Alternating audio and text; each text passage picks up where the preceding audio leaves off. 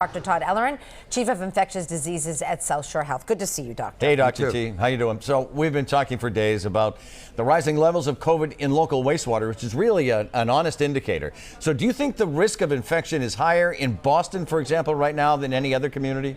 Well, there's no question, Ed, when you see that wastewater has gone up 100% over the past 2 weeks. You've heard the cases have risen over 65% in the past couple of weeks. So there's more virus in the community, more likely to spread, so that's why the commissioner said we have to do things differently.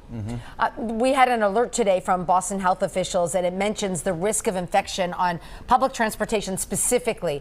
As you know, 2 days ago, the MBTA dropped its mask mandate. In your opinion, was that a mistake? Maria, we're all trying to get back to normal.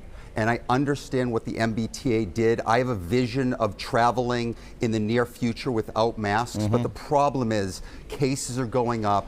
We are seeing an increase in hospitalizations. Fortunately, we only have one patient in the ICU right now, but I think it was a little premature, and I would have hoped that this would have changed as cases were coming down. You think it was premature? Oh, okay.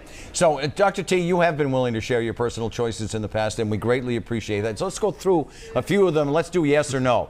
Here's the first one. If you were boarding the Green Line at Government Center today, would you wear your face mask? Without question, I would, because you're in a packed place. The ventilation is not necessarily great, so I would definitely wear one. How about if you're in line or even in a grocery store? So, Maria, as I've shopped in the stores, I have not necessarily worn a mask. If there was a long line and I was close to other people for a while, I'd make sure I have my mask, but probably put it on in that scenario. But as I shop, I haven't been wearing masks lately. Taking an Uber.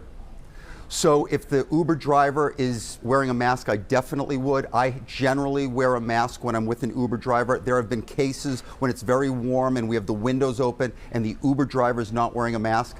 I take it off. Yep. I know it's confusing. How about ordering a drink from a bar?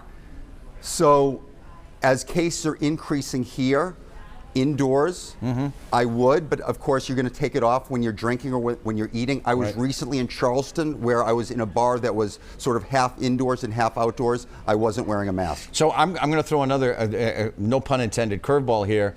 I was at Fenway Park last night, and you know how narrow those seats are? You know how they pack people in there?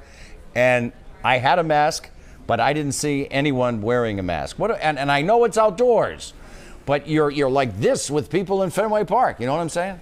And remember, Ed, I think a lot of it is about the individual. Are you at high risk? Are you elderly, immunocompromised? Are you vaccinated? Are you boosted? So there's a lot of factors. And then, of course, concern about the person next to you. It's not just about us. It's also about our community. So I think, listen, do I think that wearing a mask indoors right now in Boston, that the commissioner is doing something aggressive and it makes sense? I do, even though, trust me, I want to take my mask off as well. All right, Dr. Todd Ellerin, be well, doctor. You too. Great to see you, Dr. T. You have a great weekend. We're going to